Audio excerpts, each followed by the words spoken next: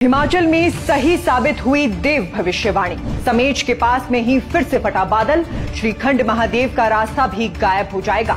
क्या अभी भी बचा है संभलने का समय? क्या आपको पता है कि श्रीखंड महादेव के लिए जाने वाला रास्ता अब गायब हो सकता है? जी हाँ, हिमाचल का सबसे बड़ा अनर्थ उस दिन हुआ जब हमारे लोक देवता साहिब नगेला डम्हीड़ी जी श्रीखंड महादेव की यात्रा को आधे रास्ते में छोड़कर लौट आए। और सिर्फ लौटे ही नहीं, बल्कि उन्होंने एक ऐसी सीधी चेतावनी दी जो अब सिर्फ 1 साल के भीतर डरावनी सच्चाई बनकर सामने खड़ी है। इसलिए आज हम बात करेंगे उसी वाक्य की, उसी भविष्यवाणी की और एक ऐसे संकेत की जो शायद खुद महादेव की पीड़ा की पुकार है। देवता साहिब नगेला जी 65 साल बाद 29 जुलाई 2024 को श्रीखंड यात्रा के लिए निकले थे। भक्तों के साथ उन्होंने श्रीखंड के पवित्र मार्ग पर कदम बढ़ाया, लेकिन 31 जुलाई को जब वो भीमडवारी पहुंचे तो वहां रुक गए, दर्शन अधूरे छोड़ दिए और वापस लौट आए।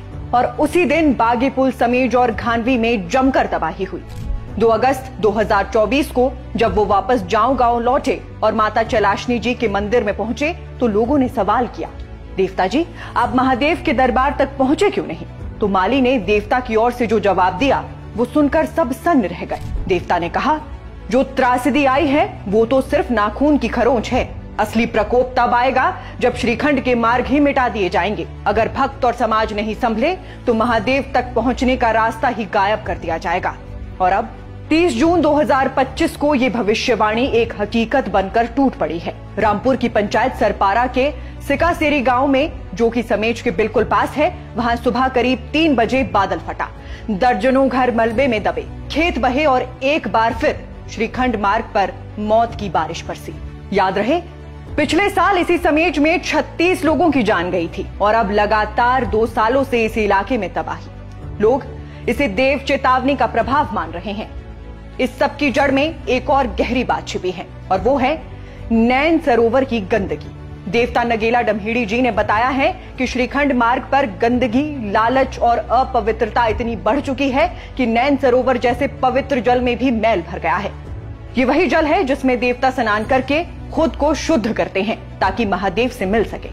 देवता बोले, जब तक नैन सरोवर का जल साफ नहीं होगा मैं श्रीखंड यात्रा पूरी नहीं करूंगा, क्योंकि जिस जल से आत्मा को शुद्ध करना है वो ही दूषित हो जाए तो महादेव के सामने कैसे जाया जा सकता है। 31 जुलाई की रात जब देवता जी भीमडवारी में थे तो बिजली की कड़कड़ाहट और भयंकर बारिश शुरू हो गई, मानो खुद महादेव उस बारिश के जरिए अपनी पीड़ा को प्रकट कर रही हो। भक्तों ने बताया कि हल्की हल्की बारिश देवता के आंसुओं जैसी थी और जब बिजली कड़कने लगी तो ऐसा लगा मानो महादेव का जलाभिषेक हो रहा हो, और वो भी उनके ही क्रोध से। लेकिन ये जलाभिषेक श्रीखंड की नगरी को शुद्ध नहीं कर सका। नैन सरोवर का पानी अब भी मैला है और रास्ते अब भी खतरे में हैं।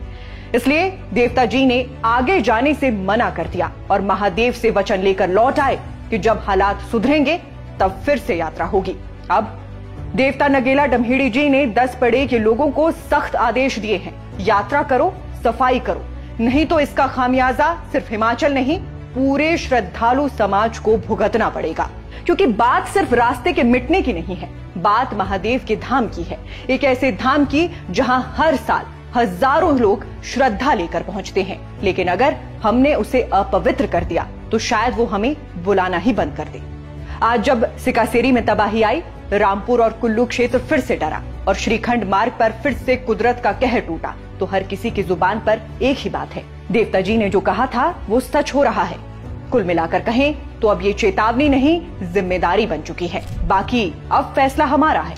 क्या हम महादेव के धाम को फिर से शुद्ध करेंगे या उसे अपने ही पापों से मिटते देखेंगे? देवता चेतावनी दे चुके हैं, अब इंतजार नहीं, कार्यवाही का वक्त है। श्रीखंड यात्रा मार्ग पर जगह जगह गंदगी है, पवित्र स्थानों को दूषित कर दिया गया है। स्थानीय बताते हैं कि शराब से लेकर नॉनवेज तक इन स्थानों पर चलता है, जिस कारण श्रीखंड महादेव नाराज हैं और देवी देवता उनके दर्शन के लिए आगे नहीं जा पा रहे। बाकी श्रीखंड सिर्फ एक यात्रा नहीं, ये हमारी आस्था की अंतिम परीक्षा है। अगर अब भी नहीं संभले तो आने वाली पीढ़ियां शायद सिर्फ कहानियों में सुनेंगी कि कभी एक रास्ता होता था जहां जाकर लोग महादेव से मिला करते थे। बाकी हमारी बात समझ में आई हो तो वीडियो को लाइक शेयर जरूर कीजिएगा। अभी फिलहाल के लिए बस इतना ही। नमस्कार।